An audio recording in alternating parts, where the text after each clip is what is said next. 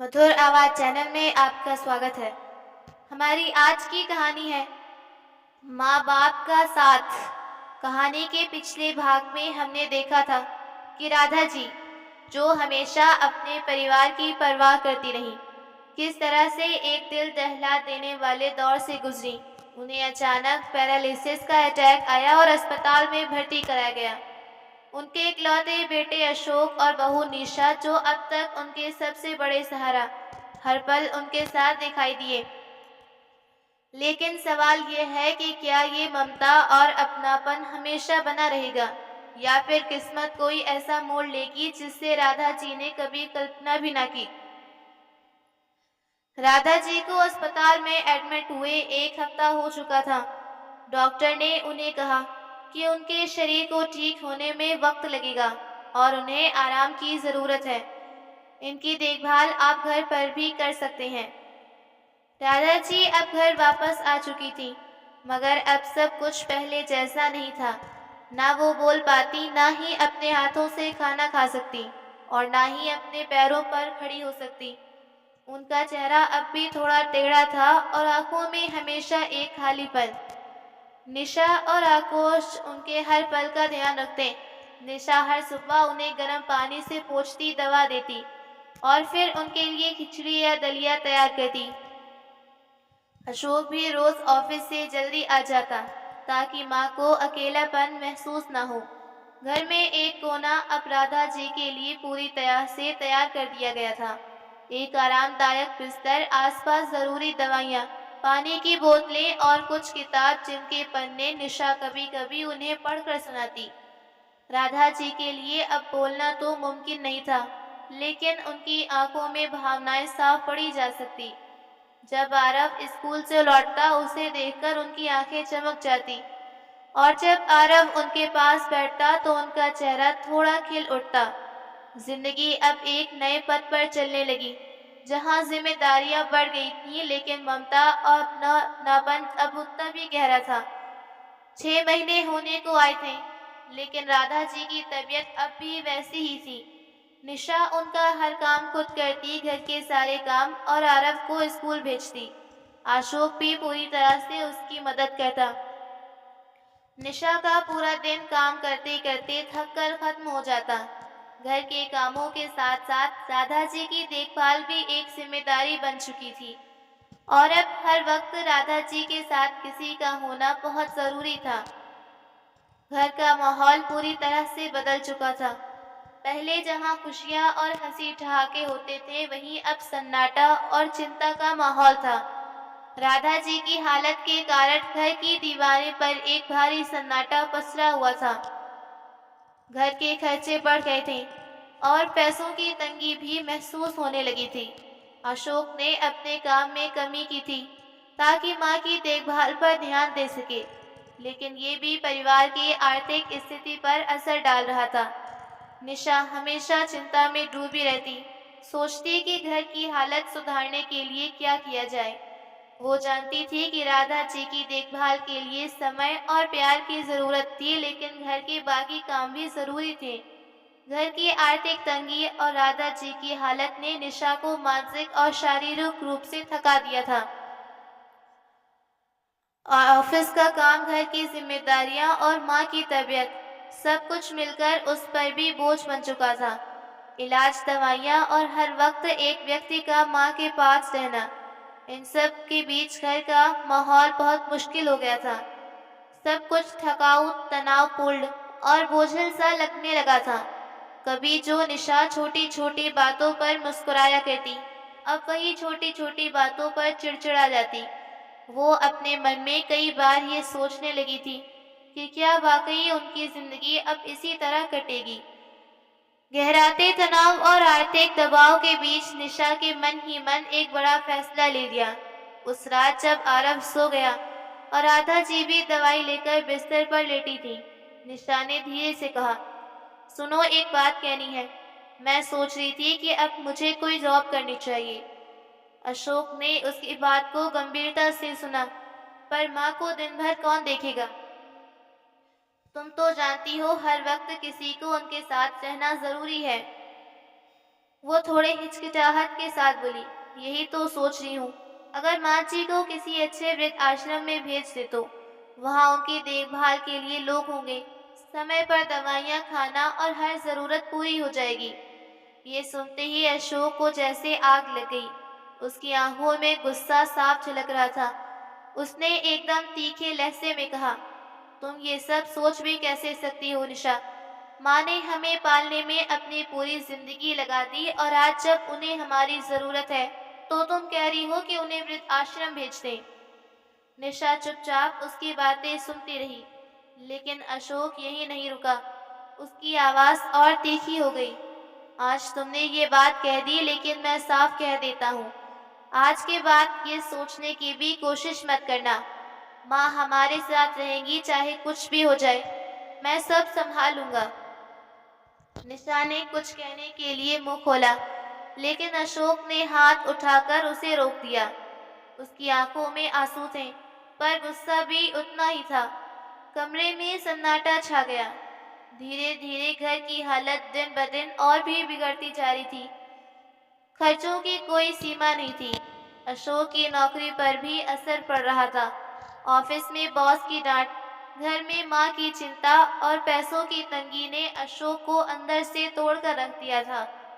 एक रात जब राधा जी गहरी नींद में थी, आरव अपने कमरे में सो चुका था और निशा रसोई के बर्तन समेट रही थी, तभी अशोक चुपचाप आकर टेबल के पास बैठ गया। कुछ देर खामोश रहने के बाद उसने धीरे से कहा। निशा ने उसकी ओर देखा। उसके चेहरे पर कुछ अलग ही भाव थे।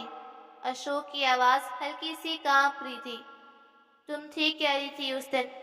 शायद अब हमें माँ को वृद्ध आश्रम भेज देना चाहिए। मैं अब ये अकेले नहीं संभाल पा रहा हूँ। हर तरफ से हालात हाथ से निकलते जा रहे हैं। कुछ पल चुप रही, फिर निशा ने कहा, मैं भी माँ से बहुत प्यार करती हूँ, लेकिन अब हालात हमारे बस के बाहर हैं। हम चाह कर भी उन्हें वो दे नहीं पा रहे जिसकी उन्हें जरूरत है। अशोक ने गहरी सांस ली और कहा, मैं कितना मजबूर हूँ कि अपनी माँ को वृद्ध आश्रम भेज रहा हूँ। अशोक के लिए ये फैसला लेना आसान नहीं था। अगली सुबह का समय था।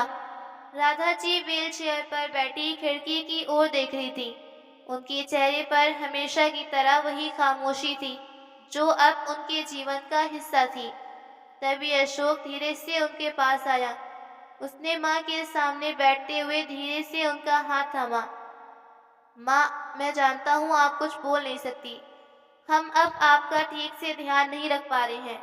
हालात ऐसे हो गए हैं कि हम मजबूर हो गए। इसलिए हम सोच रहे हैं कि आपको वृद्ध आश्रम छोड़ाएं। वहाँ आपकी देखभाल अच्छे से हो पाएगी।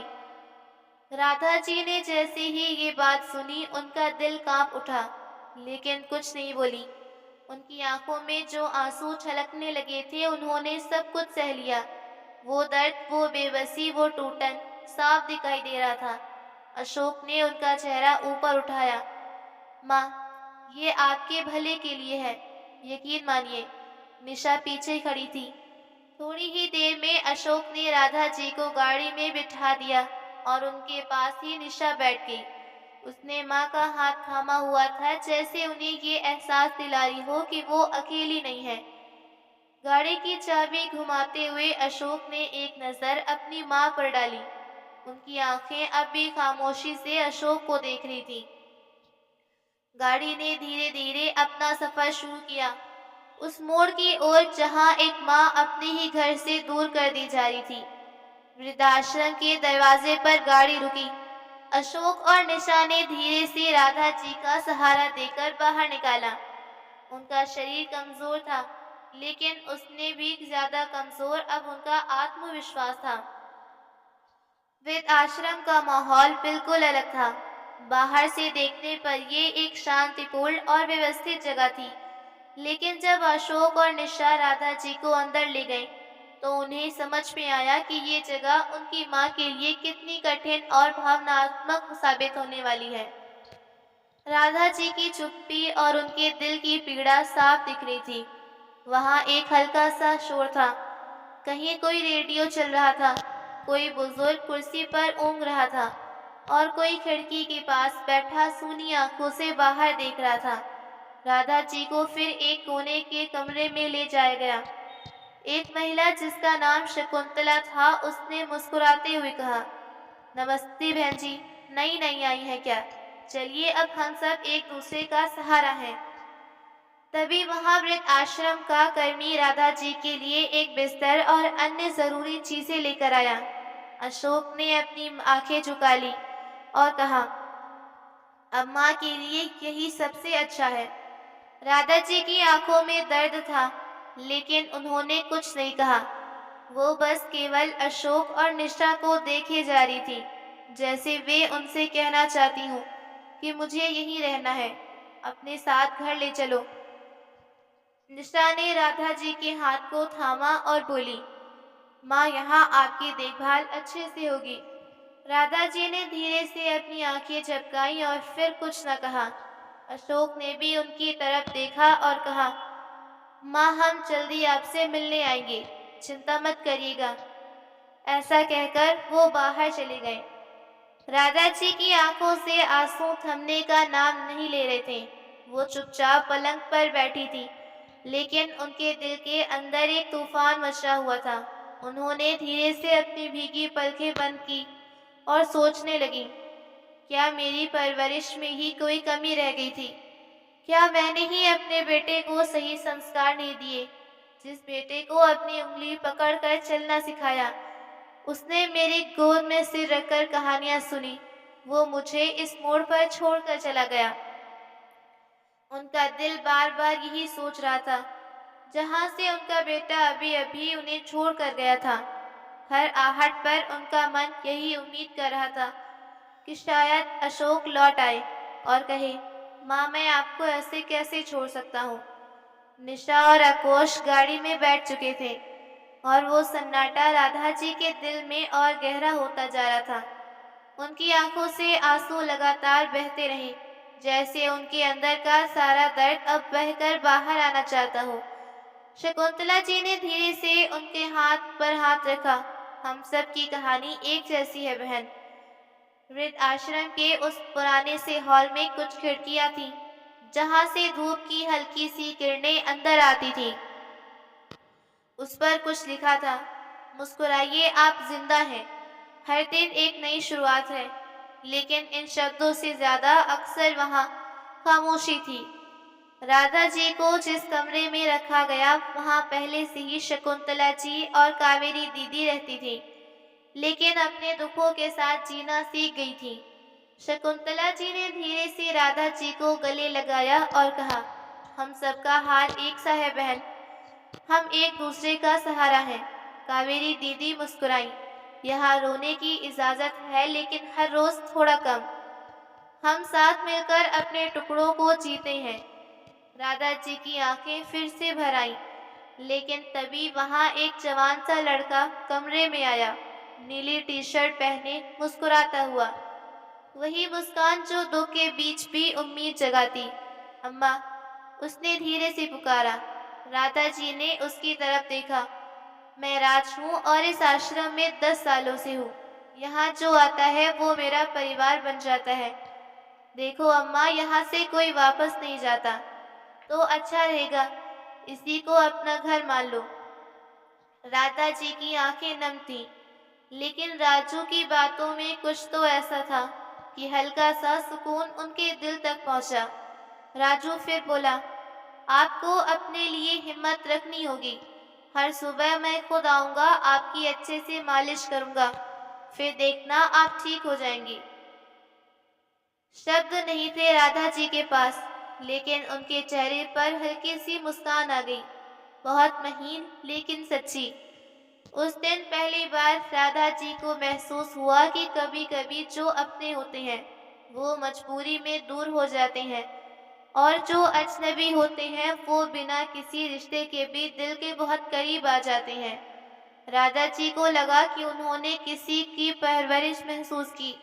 राधा जी को वृद्ध आश्रम आए अब 1 महीना बीत गया था। इस बीच निशा ने नौकरी शुरू कर दी और अशोक भी ऑफिस में फिर से मन लगाकर काम करने लगा। आरव को उन्होंने डे केयर में डाल दिया। जीवन जैसे दोबारा पटरी पर आने लगा। पर सब कुछ होते हुए भी घर का माहौल वैसा नहीं था जो गर्माहट, अपनापन माँ की उपस्थिति में होता है। रसोई से आते ही माँ की आवाज़ और हर शाम उनकी मीठी बातों का इंतज़ार अब सब याद बनकर रह गया था। उधर वृद्ध आश्रम में राधा जी की हालत में अब थोड़ा सुधार होने लगा।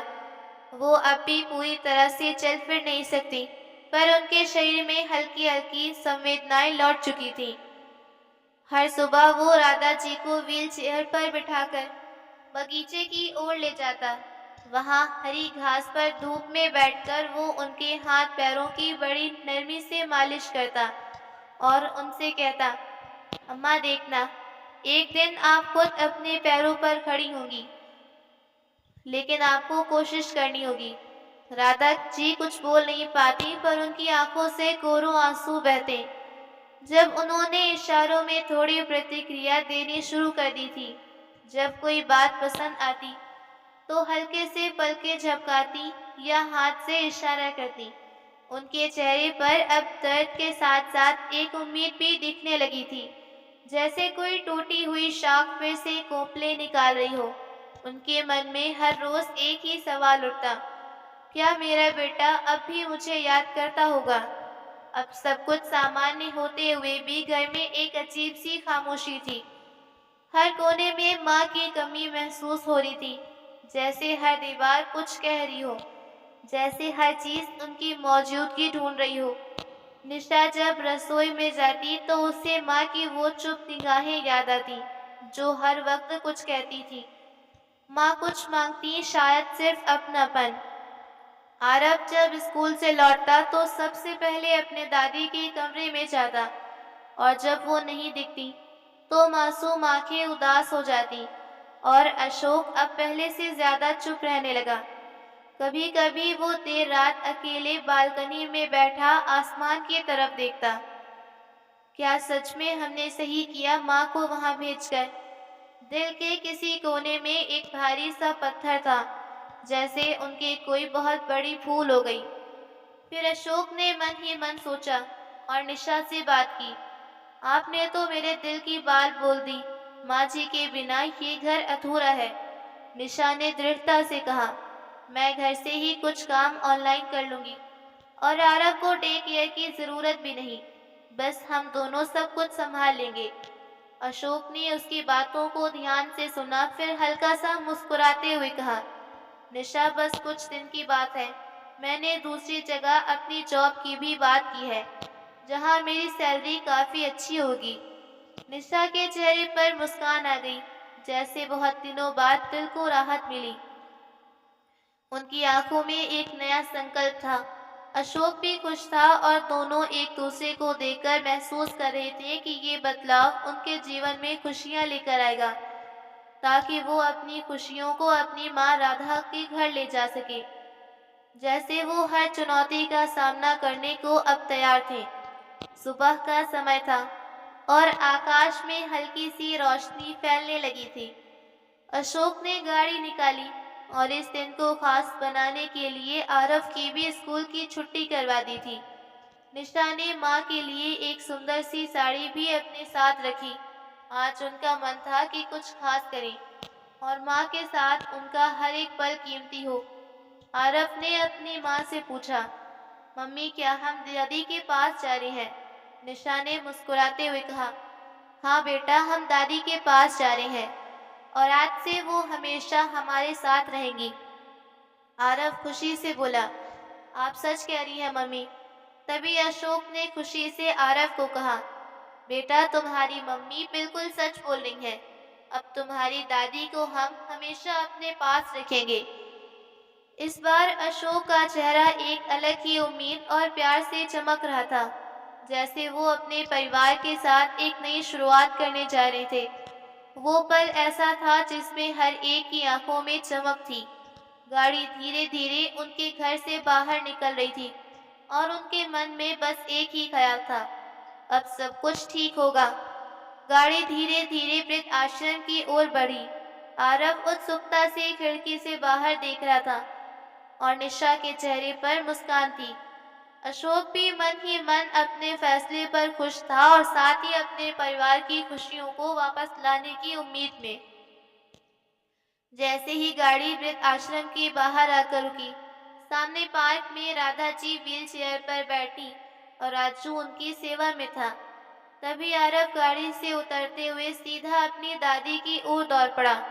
वो दादी से लिपट गया। दादी देखो, मैं आ गया। राधा जी हैरानी से उसकी ओर देखने लगी। उनके चेहरे पर एक सुकून भरी मुस्कान आ गई। उन्होंने कांपते हाथों से आरव के गाल को छुआ। उस स्पर्श में ममता और अधूरी चाहतें सुख थी। उसी वक्त अशोक और निशा भी उनके पास पहुंचे। राधा जी उन्हें देखकर स्तब्ध रह गईं। उनकी आंखों से आंसू बह निकले। अशोक तुरंत उनकी व्हीलचेयर के पास झुककर उनके पैर पकड़कर बोला, माँ, मुझे माफ कर दीजिए, बहुत बड़ी गलती हो गई मुझसे। उसकी आंखों में पश्चाताप साफ झलक रहा था। निशा की आंखें भी भर आईं। वो कांपती आवाज में बोली, माँ, आपके बिना वो घर अधूरा सा है। हम आपको छोड़ कर गए, पर एक पल भी बेचैन से नहीं सो पाए। माँ, कैसे हम आपको इस तरह अकेले छोड़ गए। इतना कहते कहते निशा फूट फूट कर रोने लगी। वो राधा जी के सामने हाथ जोड़ते हुए बोला, माँ, अब आप चलिए, अपने घर चलिए, हम आपको लेने आए हैं। राधा जी, जो अब तक चुपचाप बैठी थी, धीरे से बोली, मैं जानती हूँ बेटा, ये फैसला तुम्हारे लिए आसान नहीं रहा होगा। ये कहते हुए उन्होंने राजू का हाथ थामा और व्हीलचेयर से उठने की कोशिश करने लगी। ये देखकर अशोक और निशा दोनों चौंक गए। माँ, आप तो खड़ी होने की कोशिश कर रही हैं। अशोक ने आश्चर्य से पूछा। राधा जी मुस्कुराई। हाँ बेटा, अब मैं हिम्मत नहीं हारती। राजू ने मुझे नई उम्मीद दी है। उसकी सेवा और प्यार ने मुझे फिर से जीना सिखाया है। सब इसकी मेहनत का नतीजा है और भगवान की कृपा है। लेकिन सबसे बड़ी दवा तो आज मिल गई, तुम सबको देखकर। निशा झुककर उनके पास बैठ गई और उनका आंचल थाम लिया। माँ जी, अब हम आपको एक पल के लिए अकेला नहीं छोड़ेंगे। चलिए अपने घर। राजू भी भावुक हो गया। बोला, अम्मा जी, आप बहुत किस्मत वाली हो जो ऐसे प्यार करने वाले बेटे बहू मिले। अब आप अपने घर जा रहे हैं, लेकिन अगर फिर कभी यहाँ आना हो तो सिर्फ मिलने के लिए। राधा जी ने राजू का सिर हिल सहलाया। बेटा, तूने इस टूटती हुई माँ को फिर से जोड़ा है। ये उपकार मैं कभी नहीं भूल सकती। फिर अशोक ने उन्हें गोदी में उठाया और कार की पिछली सीट पर बड़े स्नेह से बिठाया। आरव ने फिर से उनकी गोद में सिर रखा और बोली, दादी, अब हम आपको कहीं नहीं जाने देंगे। लेकिन इस बार वो दुख के नहीं, सुकून और अपनापन के आंसू थे। अशोक ने वृद्धाश्रम की सारी औपचारिकताएं पूरी की और वहां के स्टाफ से विनम्रता से विदा ली। और माँ के पास आकर उसने मुस्कुराते हुए धीमे स्वर में कहा, चलिए माँ, अपने घर। गाड़ी जैसे ही आगे बढ़ने लगी, उसी पल एक और कार वृद्धाश्रम के गेट के पास रुकी। उसमें एक बुजुर्ग माँ उतरी। बहुत ही धीमी चाल, थरथराते कदम, लेकिन उसकी आंखों में कोई अपनापन नहीं, बस एक बेचैनी, एक जल्दबाजी। मेरी माँ अब बहुत कमजोर हो गई है। मैं बहुत व्यस्त हूँ, इनका ध्यान नहीं रख सकता। यहीं पर इनका ख्याल रखिएगा। पैसे मैं हर महीने भिजवा दूंगा। ये कहते उनकी आंखें भर गईं। राधा जी की नजरें उस दृश्य पर जम गईं। उनकी आंखों से आंसू बह निकले। वो मन ही मन सोचने लगी, काश बच्चे समझ पाते कि इस उम्र में माँ बाप का दौलत या तोहफे नहीं, बस उनका साथ चाहिए। कार आगे बढ़ गई। पीछे रह गई वो माँ जिसकी आंखों में सिर्फ अब आंसू थे। दोस्तों, माँ बाप वो जड़ है जिसमें तुम्हारा वजूद है, जिस प्यार से उन्होंने तुम्हें संभाला। अब तुम्हारी बारी है उनका साथ निभाने की। पर माँ बाप का साथ एक बार छूट जाए तो वापस नहीं आता। आपको ये कहानी कैसी लगी? अगर अच्छी लगी हो तो वीडियो को लाइक करें और चैनल को सब्सक्राइब जरूर करते। मिलते हैं ऐसी ही दिलचस्प कहानी के साथ। तब तक अपना और अपनों का ख्याल रखें। धन्यवाद।